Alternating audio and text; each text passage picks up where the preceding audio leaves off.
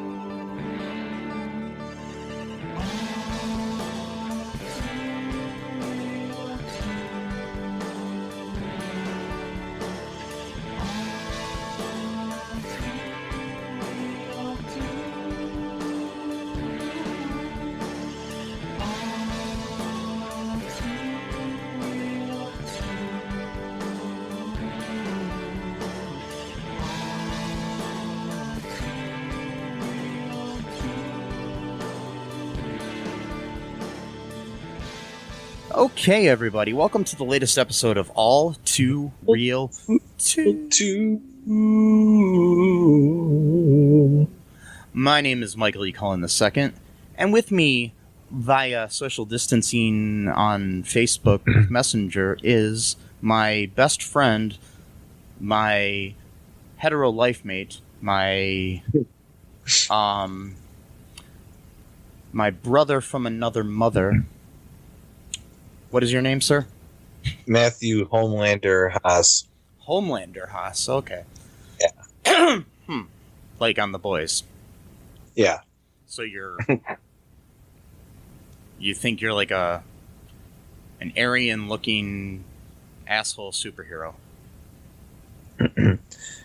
No, I'm just the opposite of him. I just call myself Homelander to piss him off. Oh, okay, I get you. Just like I call myself Sheldon. Anyways, to piss off the Big Bang Theory. Anyways, wait, no, I don't do that. You call yourself.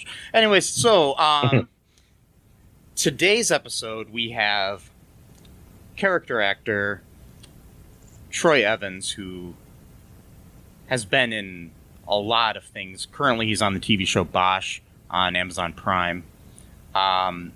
He's probably most familiar to people for the over 100 episodes of ER he appeared on as Francis Frank Martin, the desk clerk on the TV show. He was in Demolition Man. He was in Planes, Trains, and Automobiles. He was in The Frighteners. He was in Teen Wolf. He was in Under Siege. He was in Ace Ventura: Pet Detective. There's a lot of things he's been in. So you've seen him somewhere. He was in the TV show China Beach about the Vietnam War. He also served in Vietnam as a soldier, which he talks about in the interview. Great stories, I'll tell you that. This guy is a great storyteller. He's lived a very interesting life, and I think it's one of my favorite interviews so far because he was just very cool with all of his stories. So here is my interview with Troy Evans.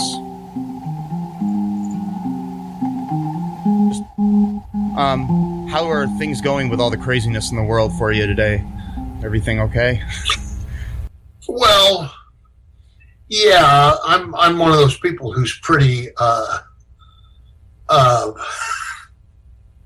appalled by the political situation, and I can't wait till November 3rd. And we'll get through it. But I'm 72, and I'm a child of the 60s, and a Vietnam vet, and I thought I'd seen my worst and weirdest days. And now, a thought I've had repeatedly here recently is that people who are your age and younger, people who are 20 and 16 and 14, when they're my age and people are wanking about whatever it is that's going south then, they'll say, "Oh, man, you should have been around in 2020, dude." For sure. I told a friend the other day, I said, I feel like I'm afraid to bend over. I think bats will come flying out of my ass. He said, "Yeah, and they'll probably be Louisville Sluggers." So that's a good one. That was pretty good. Oh, ouch! With splinters and all. Yeah, I agree with you there. I know I can't wait till November 3rd either. So hopefully things get better. I'm just hoping that, and yeah. It's the level of just batshit crazy is just off the charts. First off, I just wanted to ask, what got you interested in like entertainment and everything and acting and all that? So, well, what happened for me is not totally unique, but fairly unusual. I grew up in a little tiny town up in Montana, and my grandfather was a politician in Montana. He was a state senator, and he was very active in the Republican Party, and he was the boxing commissioner for the state of Montana, and I was avidly interested in politics from the time I was a little kid. I can remember, listening to the political conventions on the radio in like 1952. So I was 4 years old. Oh wow! Sitting and listening to the conventions, and then in high school I was a page in the state legislature, and I was student body president at my high school, and I had a plan. And the plan was I was going to get out of high school. I was going to be the first person in my family to go to college. I was going to get a law degree. I was going to get in the legislature. From the legislature, I was going to become the governor of Montana. Then I was going to be the senator from Montana. And then I was going to be the first candidate for president from a western state. That was my plan.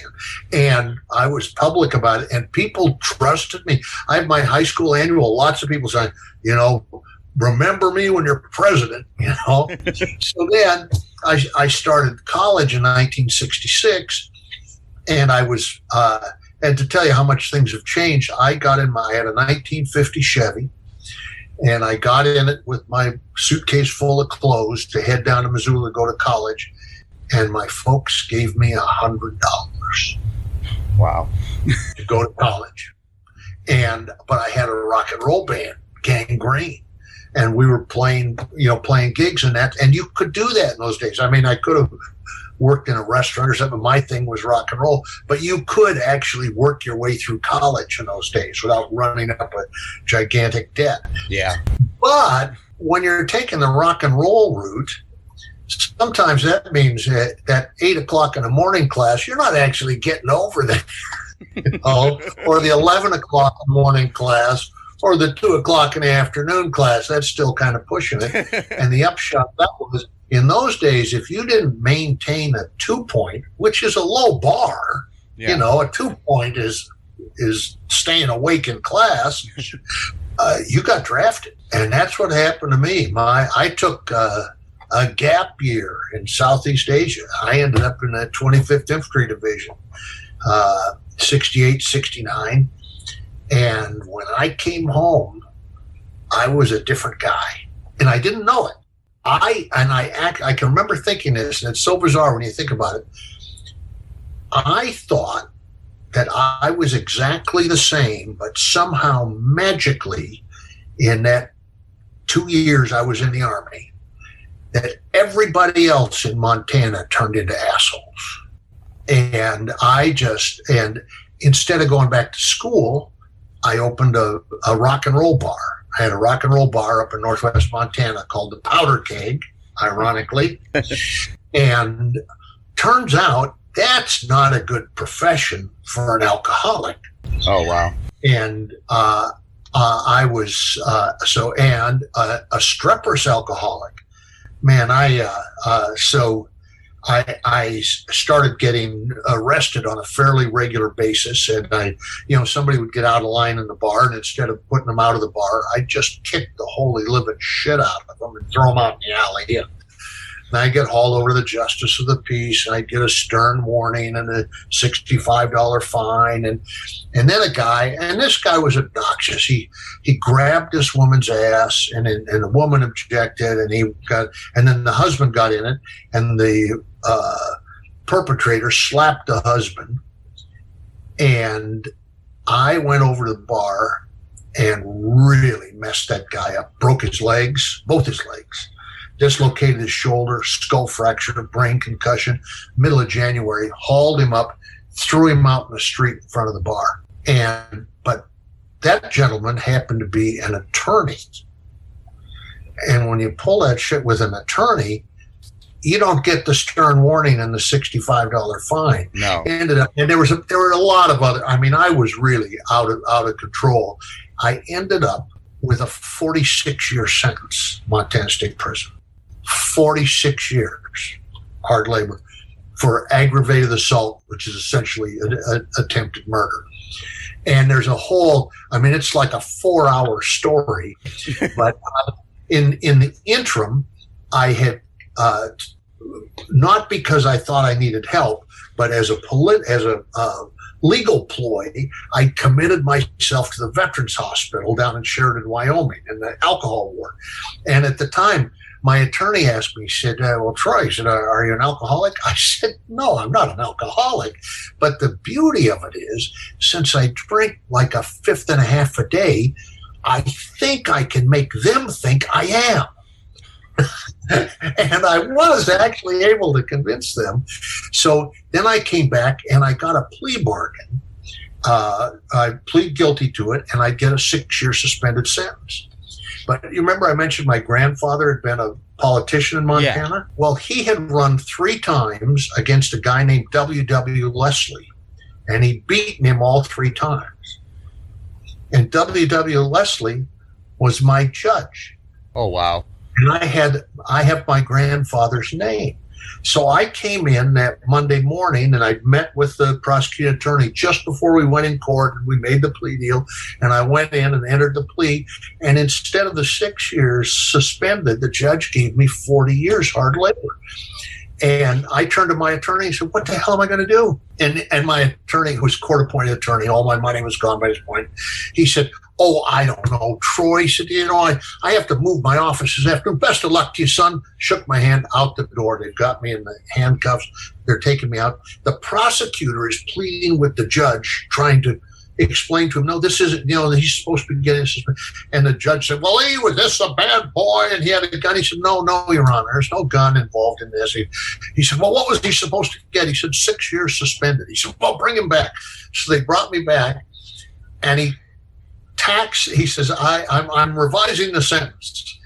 So I think he's going to take it. He doesn't take the 40 off. He says, I'm sentencing the defendant to 40 years hard labor plus 6 years suspended. So now I got the 46. But wow. The miracle of miracles, it was that fucking around right there that automatically put it in a system where the sentence is reviewed.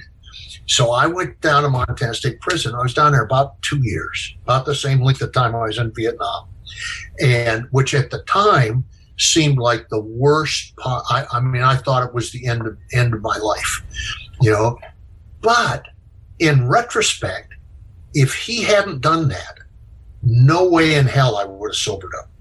Yeah.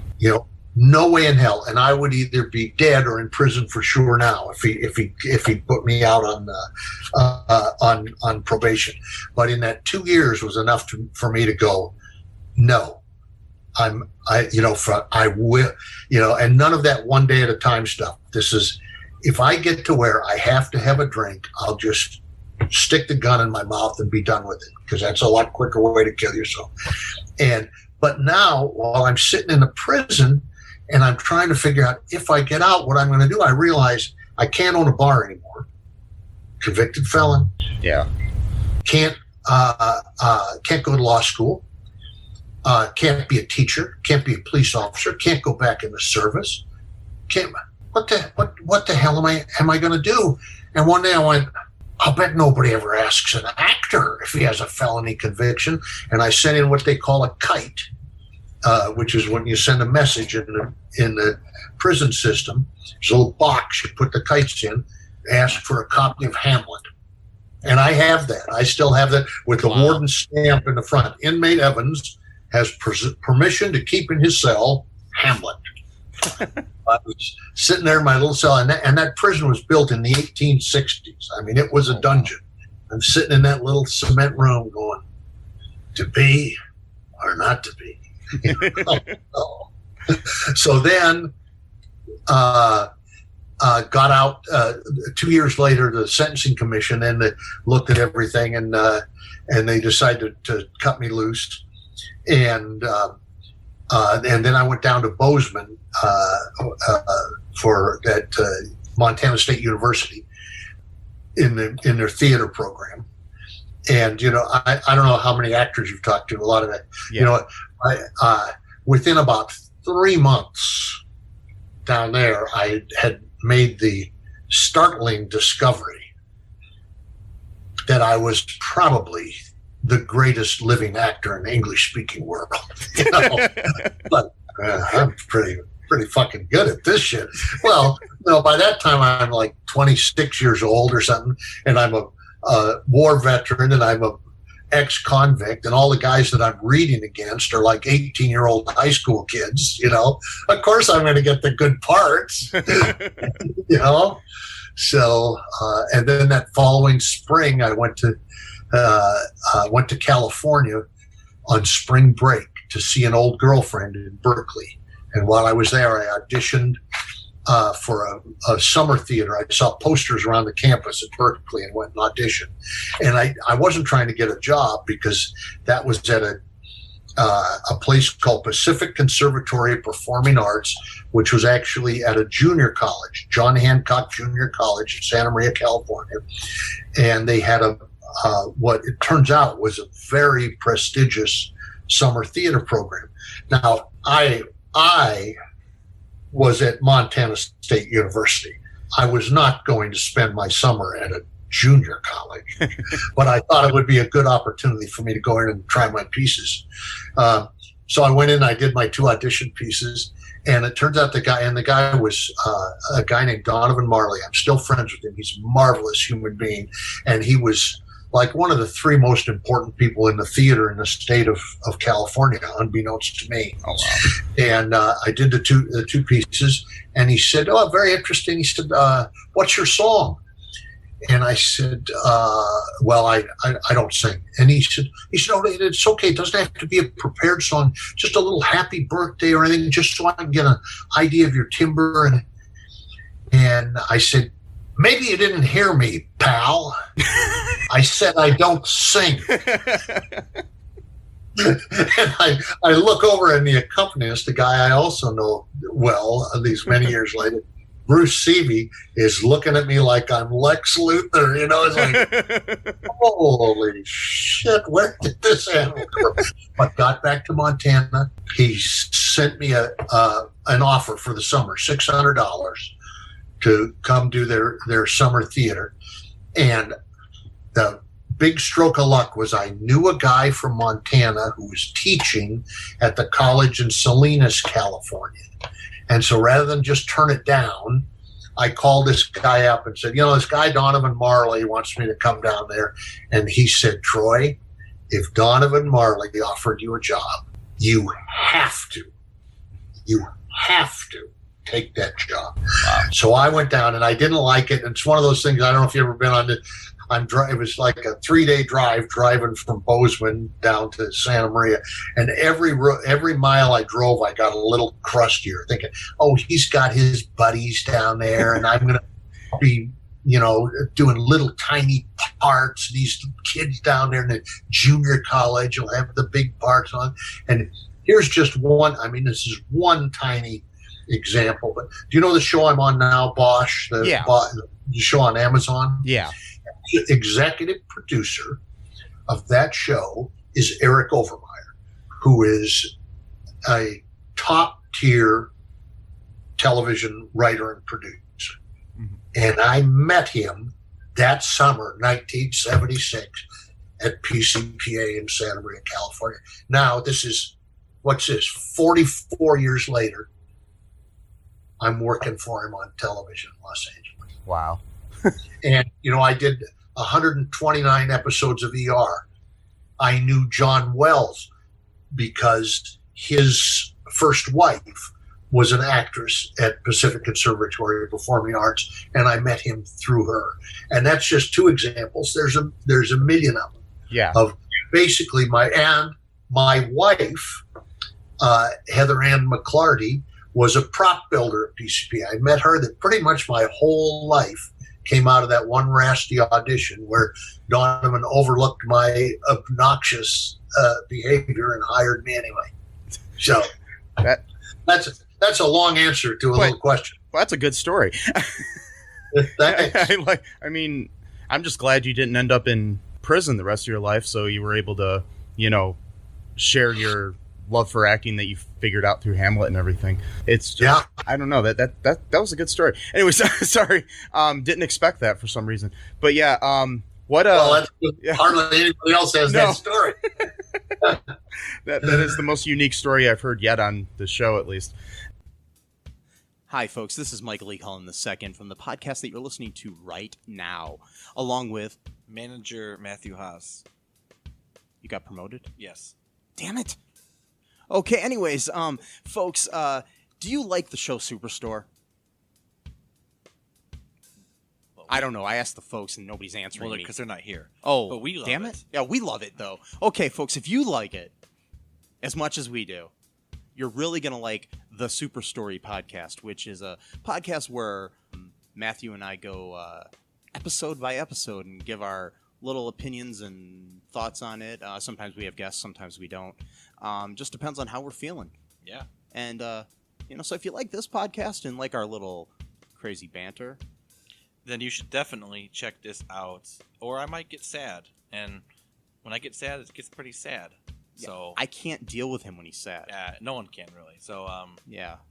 So check out Superstory Podcast right here where you get this podcast, Superstory Podcast. What was the first big project that you got involved with? Well, the first big one, was Planes, Trains, and Automobiles. Nice. And that's another good story. I started working in television, but in a very small way. At this time, this is like about we could look up when Planes, Trains, and Automobiles was, but around 1980, 82, somewhere in there. And at that point, what I was doing, I'd gone through a few seasons at the theater I talked about in Santa Maria. And through being there, I'd met these guys who ran like Center Stage Baltimore and South Coast Rep in Costa Mesa and the Arizona Theater Company, all those what they call the regional theaters. And so I was getting those jobs, and I'd go to Arizona and do a play. And then when the play was over, I'd come back. I was sharing a little house in North Hollywood with a bunch of other actors, and come back and try to get in TV work. And what I was getting at that time, for the most part, was I've always been cast as cops, which is kind of ironic. And I'd be, the third cop. We'd have a big scene, and I'd be the guy that comes third guy through the door, and I say, "Hold it." That was the kind of jobs I was getting. So I got an audition for a little tiny part in Planes, Trains, and Automobiles. and it was Mr. Oshkonagan, the cheese truck driver. And the situation is Steve Martin and John Candy are hitchhiking, and it's in a blizzard, and Mr. Oshkonagan picks them up, but he won't let them in the truck. He makes them ride in the back with the cheese. But there's no lines scripted. So I go in, and the director was, and today that wouldn't happen. You wouldn't have the director there in the room with you. Everything's taped, and especially small parts like that, you're never going to meet the director. But so he's telling me what the part is, and he said, so let's just, I'll pretend I'm those guys, and if you want to ad-lib something. And I remember, there's an old plumber's expression. It might be shit to you, but it's bread and butter to me. And so that's why I just gave him a line. I said, okay, I'll give you guys a ride. He said, but I'm putting you back there in the trailer, and I want you to be careful back there. That might be cheese to you, but it's bread and butter to me, pal. And he thought that was fantastic. And my agent calls me. I got hired. Now, we were in at that time, Heather and I were living together in Hollywood. And we had a little apartment that was $300 a month, and we didn't have it. And the agent calls me and says, they hired you for one day on planes, trains, and automobiles, and you'll get $1,000. Wow. $1,000 for it. I was like, oh my God. I was so happy. And then he called back. I was so green. I knew nothing. Said, they decide they're going to shoot that scene in Buffalo, New York. I was like, Buffalo, New York? How in the fuck am I going to get to Buffalo, New York? By the time I go all the way to Buffalo, New York, I've spent the whole $1,000. He says, no. He said, they fly you to New York, they put you in a hotel, and you get paid for the travel day out there and the travel day back. So you get 3 days. I said, well, what do they pay me for the travel days? He said, $1,000. He said, so I'm getting $3,000? Yeah. Oh my God, that's 10 months rent. Like, holy shit. So I fly to Buffalo, New York, and I'm in Buffalo for 2 weeks, and they don't shoot the scene. Plus, the day I get there, a Teamster comes to my door, and he's got $150. And I was like, hey. I don't know what's going on here, but I'm supposed to be getting $1,000 a day. He said, per diem? I said, what's per diem? He said, that's your spending money. I said, I don't think I get spending money. He said, yes, that's what the $150 is. Holy shit. $150. So now I'm there. I'm sitting in a hotel, and I'm afraid to leave. I'm afraid they'll see me and send me back to LA, And it's one of those things, I keep adding it up over and over. Let's see, I got here Friday, and I've been here 9 days, and it's, oh my, it's just building. So then they called me down to the office and said, we're moving the company to Chicago. And I was like, so they're not going to do my scene? I go back to LA? And said, no, we'll take you with us. So, we'll shoot your scene in Chicago. Well, they didn't shoot the scene in Chicago. So I had 2 weeks in Buffalo, a couple of weeks in Chicago, St. Louis, Kankakee, Illinois, Woodstock, Ohio, Cleveland Hollow, Ohio, Quail Hollow, Ohio, 11 different cities, 51 freaking days. Wow. Before they shoot me saying that one, looking out the cab of the truck and saying that one line that I made up. And about halfway through, this was in St. Louis. I'm walking down a hallway, in the hotel, and I walked past a guy, and his last name was Mockless. I can't remember his first name. It might have been Gene. And I get a few steps past him. He was the showrunner. He was he was the producer who actually had to produce the movie, had to be there and make things work. And he stopped. He said, "Excuse me." I turned. I said, "Yes." He said, "Are you Troy Evans?" I said, "Yes." And he said, "Troy, are you on a daily or a weekly?" Now, in the meantime, I had been wised up a little bit by some of my friends in LA. And it turns out I'm making that $7,000 a week, but under the SAG contract, since I was hired for the day, that they could convert me to a $2,500 weekly contract, right? So he says, "Are you on a daily or a weekly?" I said, I knew this was going to happen sooner or later, you know? I said, I'm on a day. Oh, Neil Motless. Nice man. I said, I'm on a, I'm on a daily, Neil. He said, oh. He said, well, I need to get you converted to a weekly. And I said, Neil, don't even think about it. Don't even bring it up. And he said, no, I guess that wouldn't be right. And that was like halfway through. So I made like an extra 20 grand. Wow. And I didn't think he was going to not do it. I was just fucking around, you know. I was just, never occurred to me he'd actually take me seriously. And so when I left, we were trying to pay for our $300 a month rent. And when I got home, we bought our first house. Wow. Yeah. So that, and I'll tell you an irony of that, you know, the kind of actor I am normally, when you see me in a movie, I'm working for 5 or 6 weeks and I'm making $5,000 or $6,000 a week. It's kind of the, you know, yeah. I'm not a movie multimillionaire. That was the first, I've done 60 movies. That's the most money I've ever made on a movie. One line in Planes, Trains, and Automobiles, my first movie, over $50,000. It's like one of the most expensive lines in Hollywood history, probably.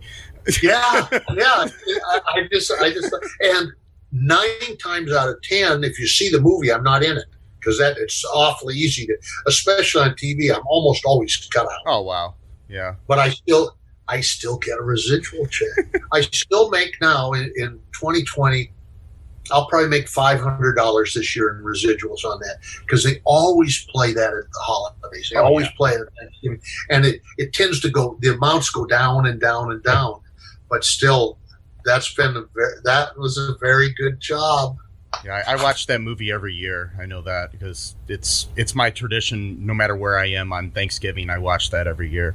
So let me tell you another quick story about that. Yeah. So I'm sitting in the Westin O'Hare, which to me, I didn't know hotels like that existed. I'm in a hotel room with 3 TVs in it. You know, a TV in the bathroom. You know, the little suite at the Westin O'Hare, and I'm just sitting up there having my room service, and it's the day of the Academy Awards, and the phone rings, and it's John Candy, who I have never met because I'd only been on the movie for 5 or 6 weeks, you know. And he said, Troy? I said, yes, this is Troy. He said, Troy, this is John Candy. I said, hello, John. He said, Troy, I'm having a few people over to watch the Academy Awards tonight and wondered if you'd like to join us. God, I was so excited. Now, I didn't have any I left home with 1 change of clothes. So I bought a few things along the way, but not much. So I didn't have any way to dress up or anything, you know, but I took a shower and went up to John. I'm thinking I'll get to, you know, hang with the producers and the director and, you know, and none of those people are there. You know who is there? All the people like me. Wow. He went through the company list and he invited all the people who were nobody and had them all up to his room and got like $1,000 in room service. And we watched the Academy Awards. It was lovely. And it was the first time in my life I had money to spend. You know, I was getting $50 a day per diem, you know? So, and I mean, literally, he got at least $1,000 worth of room service. There were only like 10 of us up there, you know, but he got a huge amount of room service. So on the way out, I tried to give him $200 for the, you know, towards the food. And I'll remember this as long as I let John Candy said, Troy, that's been taken care of. Wow. Yeah. Oh, I loved him. Too bad he died so young. He was such a great talent. I mean, I don't know. One of my favorites. Yeah. And you'll never hear a bad story about him. Oh, I know. You know, he was always the good guy. That's awesome. You said that you knew John Wells. Is that how you got on ER then? Or, yes. Yeah. Yes. I worked with this woman that he was married to back in the early 80s, named Belinda Wells, and she was at PCPA. And John Wells, they knew each other from college at Carnegie, I believe. They both went to Carnegie. And so then he started writing and producing. And he produced I don't remember the name of it, but a TV pilot about a family of carpenters. And had me on that as a recurring character as a building inspector. And it never, we did the pilot and it never went past that. And then he was one of the writers on a series called China Beach. And which that was the Vietnam nurses. Dana Delaney and Mark Helgenberger both became stars off that show, and both deservedly.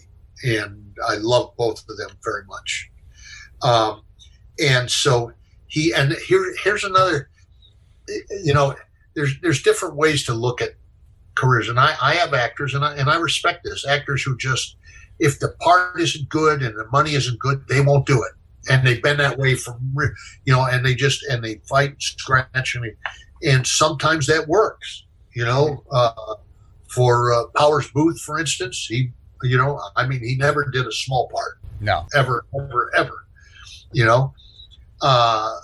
But my thing has always been take every job. You don't know what's going to happen. Yeah. And on China Beach, they asked me to come in either the end of the first season or the beginning of the second season, and play this. It was another one of these parts that wasn't really scripted, and it was a thing where Dana and Marg had been sent back to the U.S. for some reason, and they put them through this sort of humiliating routine when they got back, sprayed them with disinfectant, yelled and screamed at them, and all this macho military bullshit. Yeah. And so that was what the part was just for me to come in and play. I'd been an infantry sergeant and played this badass sort of Arlie Ermy kind of character, just screaming shit at these two women. And I did that. And then a few weeks later, they had me come back as the motor pool sergeant. And then I did 3 or 4 of those, the motor pool sergeant. And then the following year, they made me a series regular on China Beach. And then, unfortunately, it got canceled not long after that. But that was my first, turn as a series regular, and that was all because of John Wells. And then he did. He started ER, and when he very first, which I think that was 92, and he called me. It was a very nice call. Said it was a little part, but he would really appreciate it if I would do it to be Noah Wiley's first patient, who was a police officer who'd been shot in the leg. And then later you find out, I think they ended up cutting this out, but you found out it was actually his wife who'd shot him. He said he'd shot himself accidentally in the leg, but his wife had shot him at home in a little family disagreement. And so I did that, the pilot. And then 6 years went by, and then Abe Ben Ruby, for his own reasons, I don't know exactly why, he was playing the desk clerk, in the hospital, and he left. And they called me up about 11 o'clock one night. Would you be interested in being the new desk clerk on ER? And I was like, well, I'd have to think about it. Hell yes. I did 129 episodes, I think, of ER. Wow. Yeah, I mean, the last 9 years, 2000, 2009. Yeah, I never realized until a few years ago, well, maybe going on 10 years ago, when it was going off the air or something, whenever it ended, I went back to rewatch all the episodes, and I never realized how many episodes there were. was renting all the DVDs from like a Hollywood Video and watching them all with my ex-girlfriend. It's like 340 or 350, isn't it? I mean, Yeah, something. It was a lot. I mean, we somehow made it through it in like year or two. So yeah, it was like all we were watching. What kind of advice would you give to anybody that's interested in acting? Well, boy, that's a very tough question. Yeah. Because and I just touched on it a little bit, like, I guess the big thing is that there isn't an answer. Yeah. And there isn't a way to do it.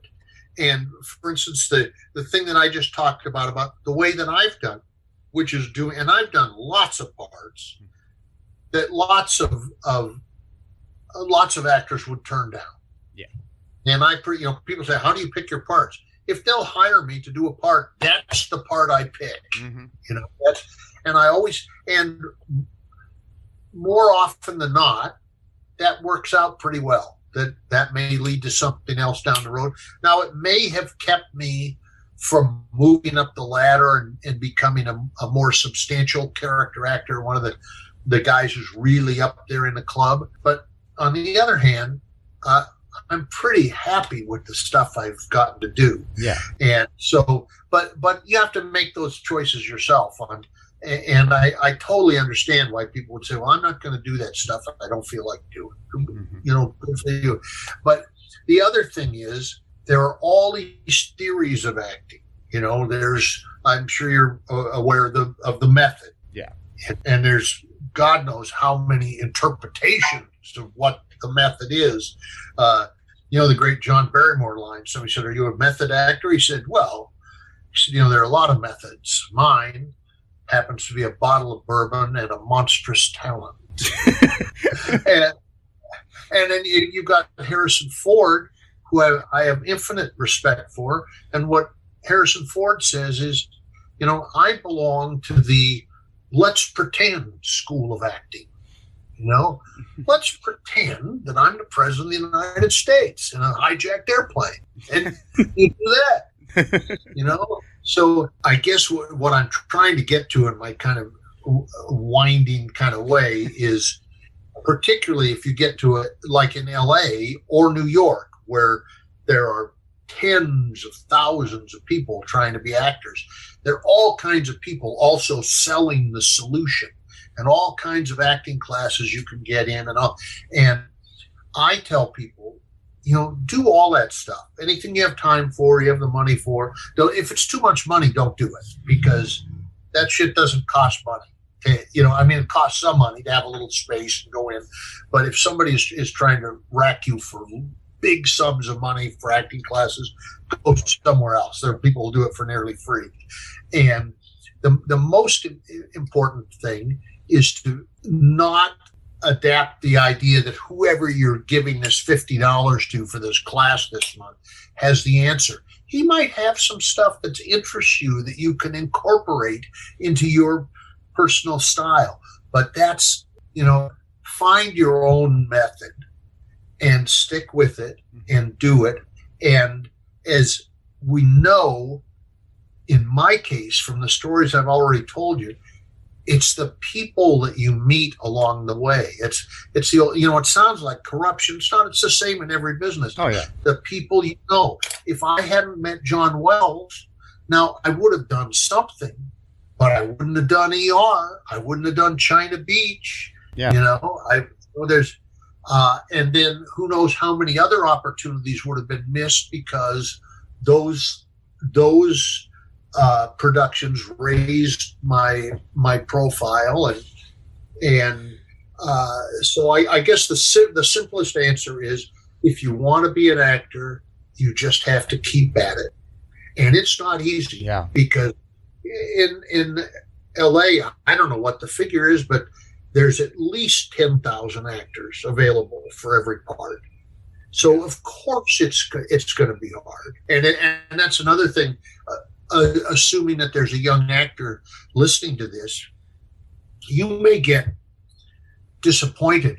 There's a part you really want, but the thing I've told myself this 1,000 times: no other actor ever got my part.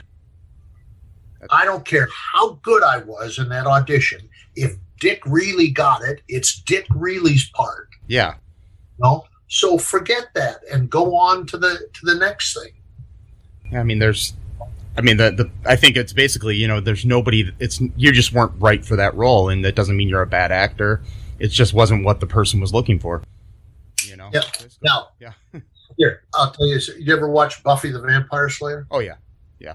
Okay. So I got an audition. So this is what, 15 years ago, maybe something like that. Yeah. At least 10. Yeah. And the part was fantastic.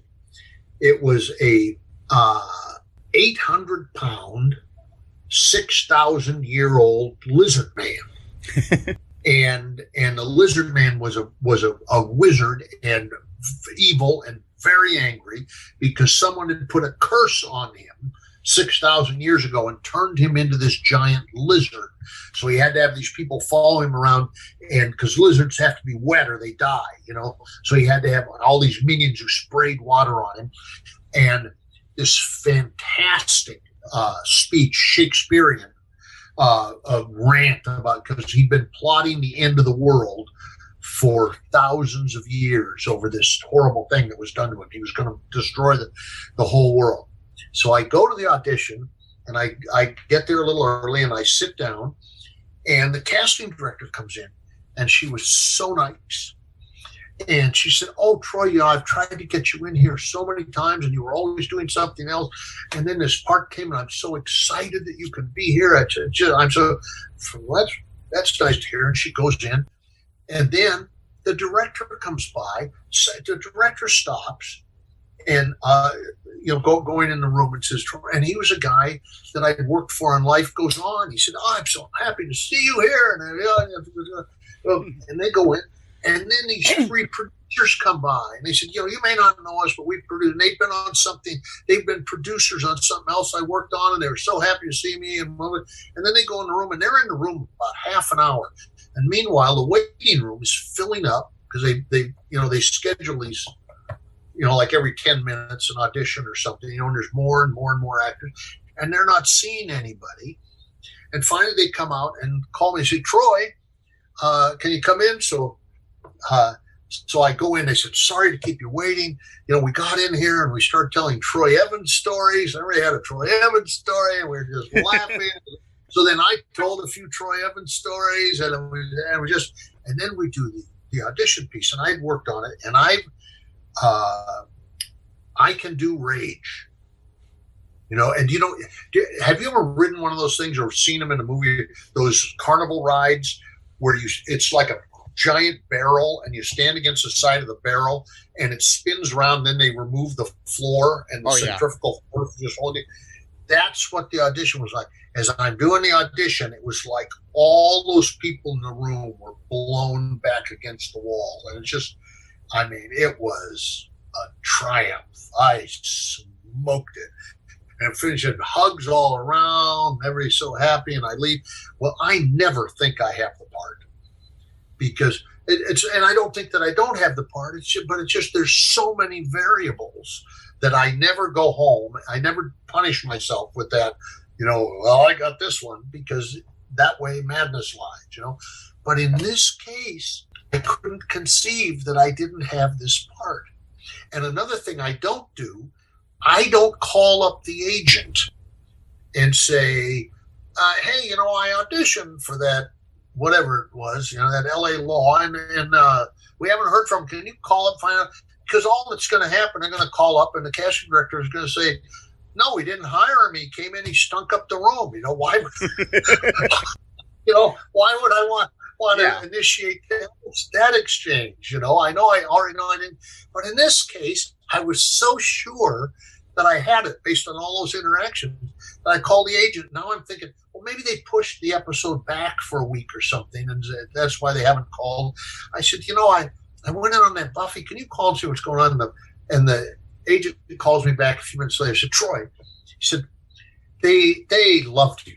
They loved you. But the executive producer felt they needed to go a little younger. with the 6,000-year-old lizard.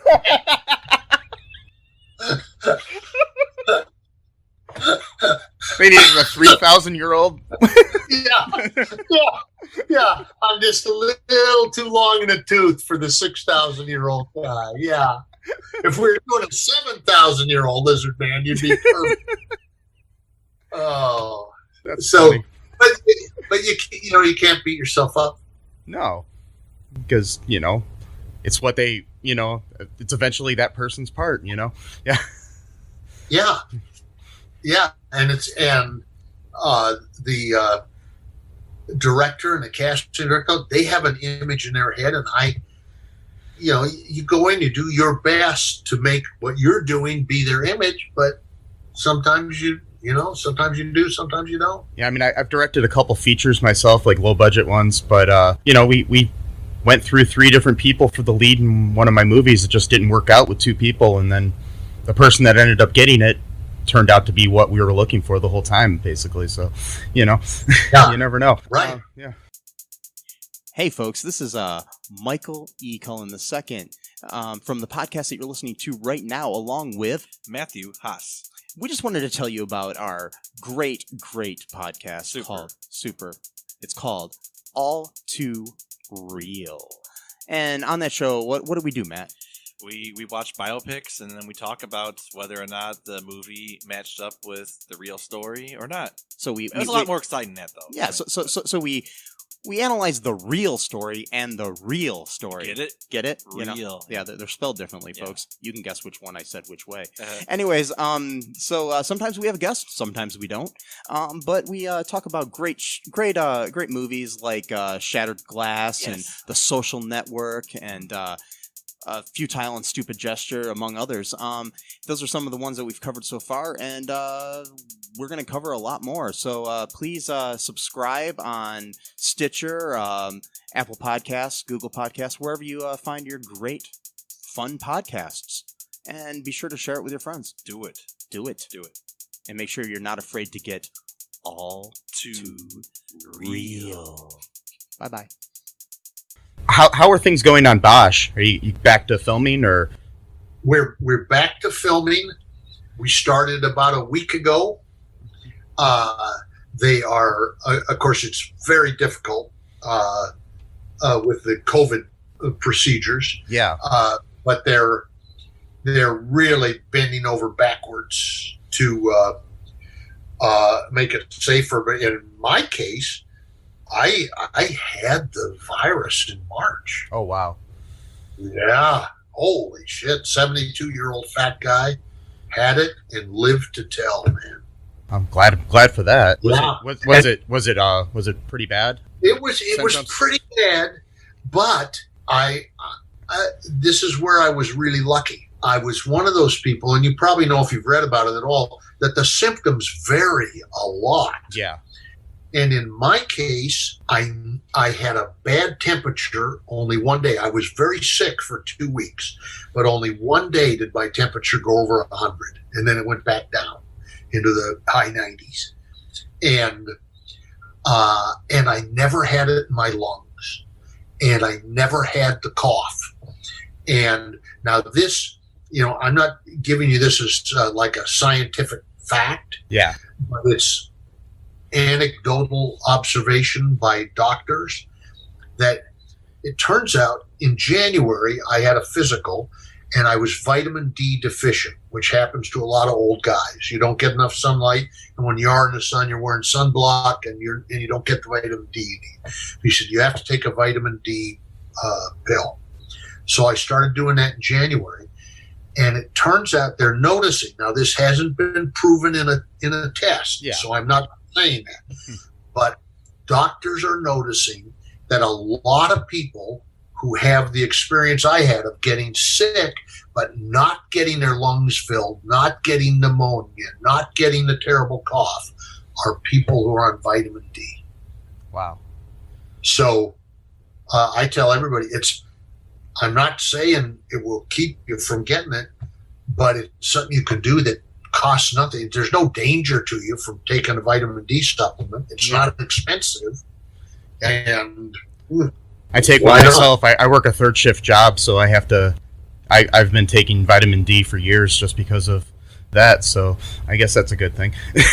in case I get absolutely. it or something. I mean, if that does happen, if that does help. So are they? Are the days longer and everything on Bosch because of the COVID? No, the days are about the same length, but I think they'll have more days, more shoot days. Yeah. And they're, I'm so appreciative of the company because they're spending a fortune. Yeah. They have, I don't know how many, they've hired a ton of extra people, and everywhere you look, there's some guy with a sprayer, and they've got a hand cleaner, and everything you touch, they offer you hand cleaner, and they've got masks, and they'll give you packages of masks to take home, and they're just, the crew they're all masked, and everybody who goes on the test on the set is tested every morning. Wow, that's good. Before you go on the set, they do the nose, and it's not the back on the. Have you had any tests? No, not yet. But yeah. So there's one that's it sounds worse than it is, but it's where they slide a long Q-tip back into your sinuses. That's not pleasant. No. Now the one that they're doing on Bosch is now the one that I just described to you. That supposedly is the most accurate one. Yeah. And I've had several of those on Bosch, and technically I shouldn't have to take it because I already have it.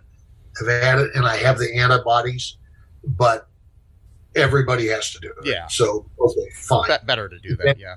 Then the one that they do every day is they swab both nostrils, and it's just a Q-tip in your nostril, and that's it. It's not invasive. Oh, that's good. And that's a 15-minute test. Oh, wow. And then, but nobody gets on the set without being tested. Yeah, because I was wondering how they were doing that, because I heard of a lot of shows going back to filming, and I was wondering, because I started seeing like soap operas going back first and everything, and I was like wondering how those, because that's crazy. But and then also, good to know that they're coming back. If you're like the star, like if you're Titus has a big trailer and deserves and needs, and then we're in what they call a 3-banger. You know what that is? It's a long trailer. It's broken up into 3 little dressing rooms that are pretty decent. They're certainly all that I need, and normally then those are used by whoever's working. Like if I'm working tomorrow, I'll use it, and then the next day, if I'm not working, they put some other actor in there. This year, they're not doing that. Yeah.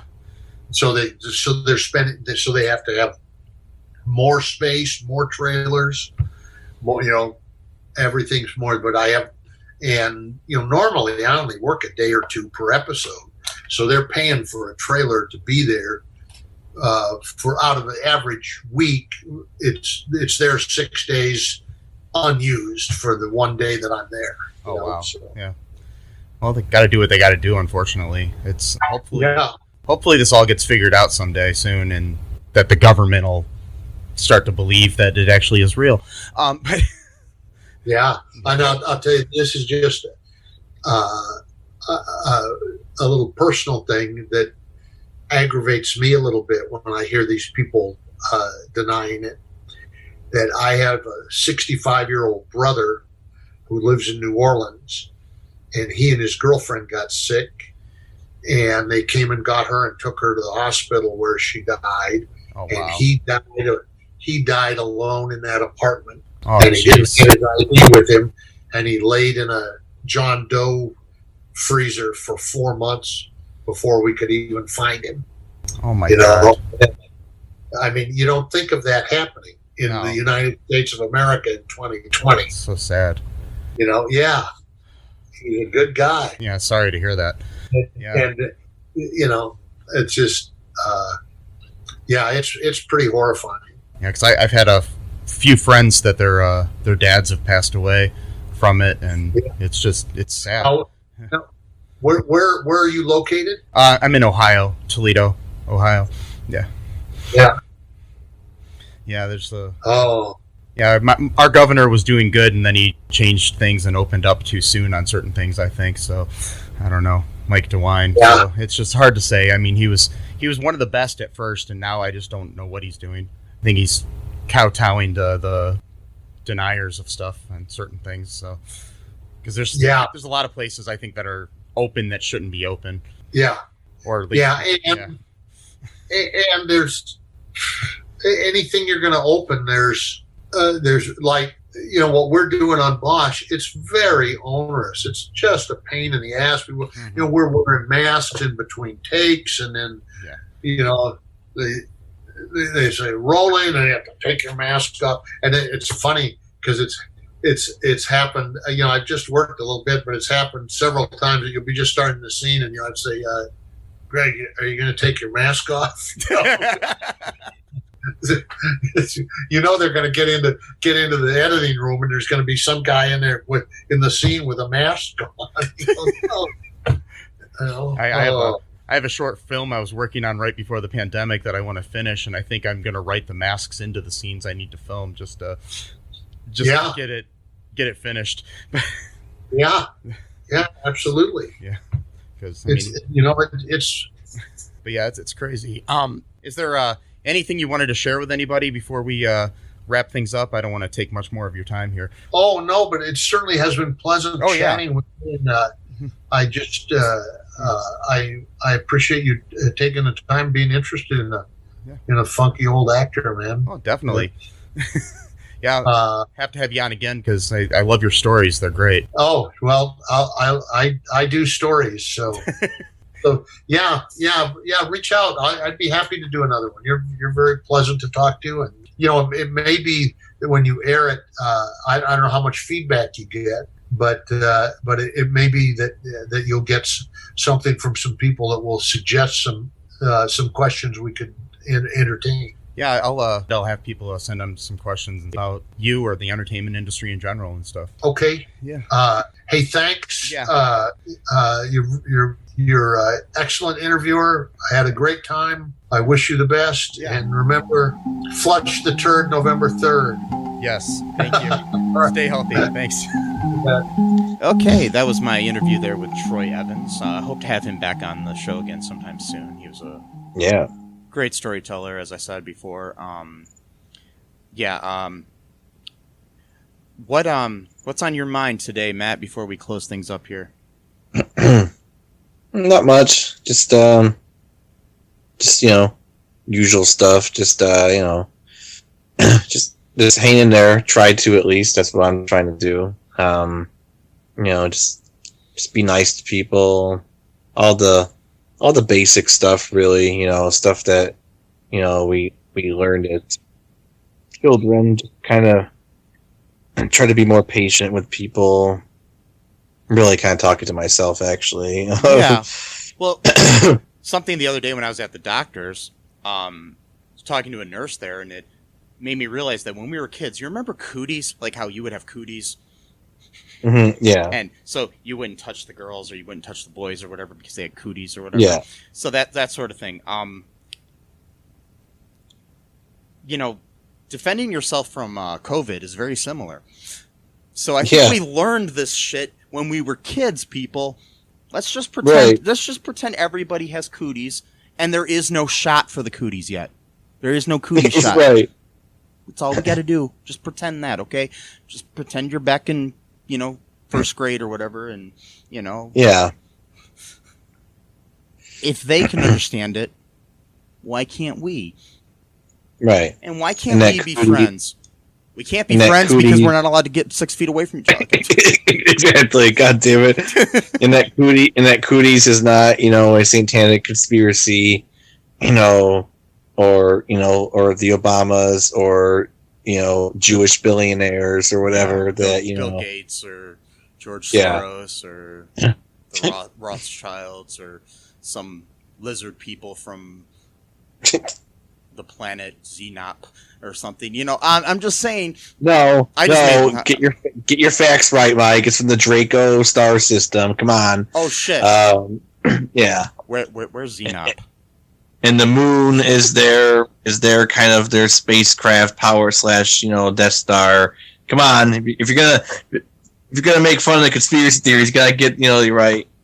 Oh, that's right. Xenop is where all the werewolves live, right? Oh, okay. Yeah, it is. The werewolf Well, people. well, only blue werewolves. Only the color blue. Specifically blue. There might be an indigo in there here and there every once in a while, but that's abnormality. And they're treated like shit because they look different, right? Yeah, pretty much on every planet. Yeah. So there's racism there too. Okay. Yeah. You know, indigo lives matter, man. Anyways, the what the fuck am I talking about, people? Anyways, so I think Matt and I need to go like get sleep or something. Yeah. So hope you enjoyed that interview there with Troy Evans. Great guy. Like I said, I can't wait to have him on the show again. Hear some more stories from him about his life. It was just fascinating. So, you know, be good to each other, like and share and all that good stuff this episode, and, you know, visit our Patreon. Yeah. Do it. Do it. Do it.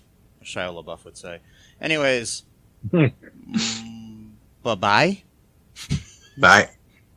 Thanks for listening to All2ReelToo podcast, a Cullen Park production. Produced and edited by Michael E. Cullen II. Music by Matthew Hawes. Subscribe and share the show. Visit us at cullenpark.com.